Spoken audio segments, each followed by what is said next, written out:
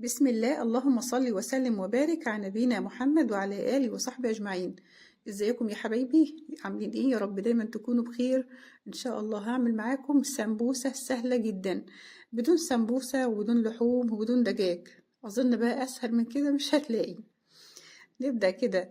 معايا طاسة على النار فيها 3 معالق من الزيت أو أي مادة دهنية عندك، ومعايا 3 بصلات مقطعهم مكعبات صغيرة قوي.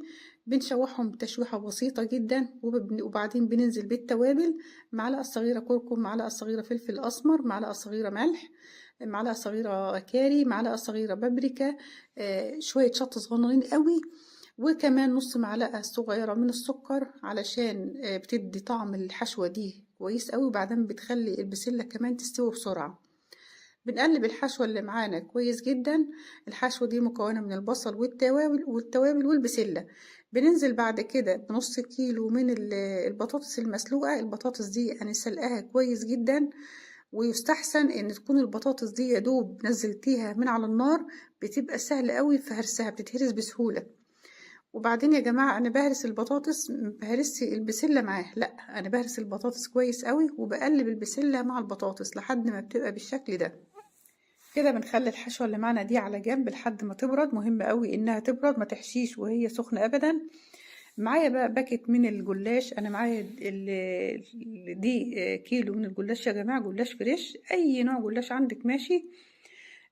ببدأ كده بجيب لفة الجلاش وبفردها، وبقطع نص كده بالعرض. باخد النص اللي في ايدي ده بعينه على جنب بفوطة كده علشان ما ينشفش، وبعدين ببدأ النص التاني بقطعه 3 أجزاء. كل جزء منهم بقطعه بحجم السمبوسة بالظبط. وبعدين باخد كل 3 أجزاء دول بحطهم مع بعض كده، وباخد ورقة ورقة، وبين كل ورقة والتانية لازم أدهن السمنة. طبعا تقدري بقى تخلطي سمنة بلدي مع زيت، او تقدري تخلطي زبدة مع زيت، اي مادة دهنية عندك، بس طبعا ما ينفعش ابدا زيت لوحده. ببدأ كده اجيب ورقات الجلاش زي ما حضراتكم شايفين، وبدهن دهنة بسيطة قوي على قد ما تقدري. قللي بقى السمنة اللي هتدهنيها علشان بتكونش تقيلة قوي، كمان احنا في الصيام مش عايزين الدهون تكون زيادة في اكلنا. طبعا تقدري تحطي 3 رقات او تقدري تحطي رقين، بس ما ينفعش تزودي اكتر من كده. بتدهني دهنة خفيفة قوي بالشكل ده، وبعدين بتجيبي كمية مناسبة قوي زي ما حضراتكم شايفين، تحشي بيها ورقات السمبوسة اللي معانا كده. طبعا اللي متابعني ومتابع قناتي، شكرا لكم جدا، شرف ليا.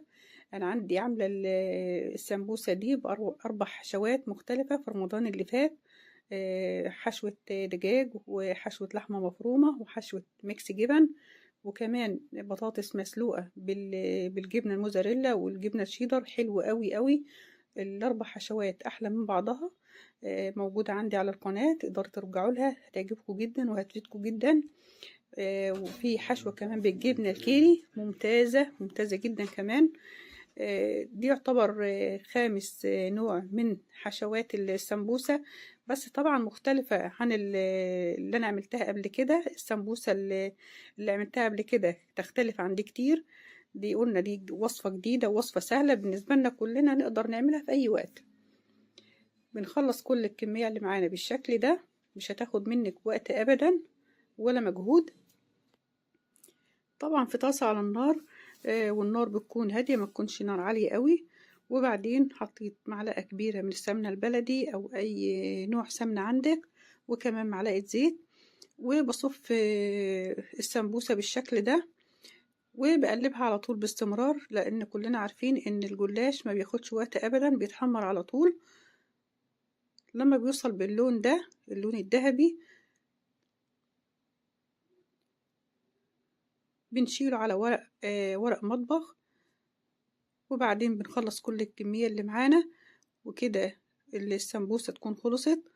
شكلها جميل قوي وطعمها احلى واحلى. يا رب وصفتنا النهاردة تكون عجبتكم من السمبوسة السريعة السهلة البسيطة قوي. مش مكلفة وطعمها فوق الوصف. أتمنى يكون الفيديو عجبكم. يا ريت متنسيش اللايك للفيديو وتفعل الجرس وتشتركي في القناة علشان يوصلك كل جديد من فيديوهاتي. والسلام عليكم ورحمة الله وبركاته.